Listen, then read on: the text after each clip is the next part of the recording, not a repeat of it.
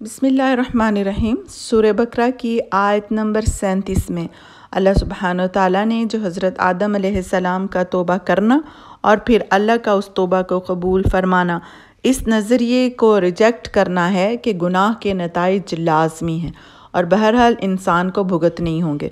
दोस्तों, ये इंसान के अपने खुद साख्ता गुमराह कुन नज़रियात में से एक बड़ा गुमराह कुन नज़रिया है कि अल्लाह ताला गुनाहों की माफ़ी नहीं करते हैं, क्योंकि जो शख्स एक मर्तबा गुनाहगाराना ज़िंदगी में मुब्तला हो गया, उसको ये नज़रिया हमेशा के लिए मायूस कर देता है दोस्तों।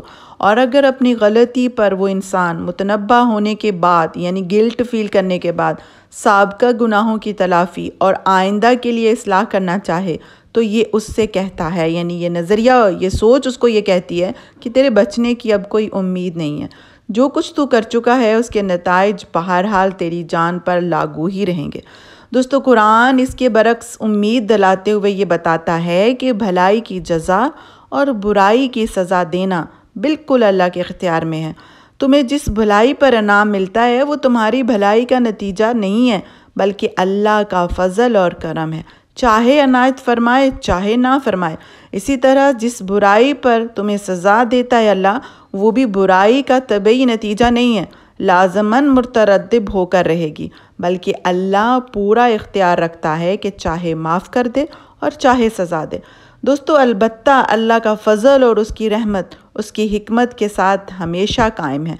जो वो चूँकि हकीम है इसलिए अपने इख्तियारात को अंधाधुंध इस्तेमाल नहीं करता। दोस्तों, जब किसी भलाई पर इनाम देता है तो ये देखकर ऐसा करता है कि बंदे ने सच्ची नीयत के साथ उसकी रज़ा के लिए भलाई की थी, और जब भलाई को रद्द करता है, रिजेक्ट करता है, तो इसे इस बिना पर रिजेक्ट करता है कि उसकी ज़ाहिरी शक्ल भले कितनी ही अच्छी हो, मगर अंदर अपने रब की रज़ा भी शामिल थी कि नहीं। इसी तरह से दोस्तों, वो सज़ा उस कसूर पर देता है जो बाक़ियाना जसारत के साथ की जाए और जिसके पीछे शर्मसारी की बजाय मज़ीद इर्तिकाब जुर्म की ख्वाहिश मौजूद हो दोस्तों, और अपनी रहमत से माफ़ी उस कसूर पर देता है जिसके बाद बंदा अपने किए पर शर्मिंदा और आइंदा के लिए अपनी इस्लाह पर आमादा हो दोस्तों, जिसके बाद जो है बंदा गुनाह की तरफ रग़बत ना दिलाए ख़ुद को। बड़े से बड़े मुजरम, कट्टे से कटे काफिर के लिए भी खुदा के यहाँ मायूसी और नामीदी का कोई मौका नहीं है दोस्तों, बशर्ते कि वो अपनी गलती का मुतरफ़िफ़, अपनी नाफरमानी पर नादिम हो और बगावत की रवश छोड़कर अताअत की रवश इख्तियार करने के लिए तैयार हो दोस्तों। इसी तरह से आयत नंबर 38 में अल्लाह सुब्हानहू तआला फरमाते हैं, हमने कहा तुम सब यहाँ से चले जाओ, जब कभी तुम्हारे पास मेरी तरफ से हदायत पहुँचे तो उसकी ताबियादारी करने वालों पर कोई खौफ और गम नहीं होगा। फिक्रे को दोहरा कर अल्लाह सुब्हानहू तआला ने बड़ी मानी ख़ेज़ बात की है। ऊपर के आयत में अल्लाह ने बताया कि आदम ने तौबा की और अल्लाह ने तौबा कबूल कर ली। इसके मायने ये हुए कि आदम अपनी नाफरमानी अज़ाब के जो मुस्तहिक थे वो नहीं रहे।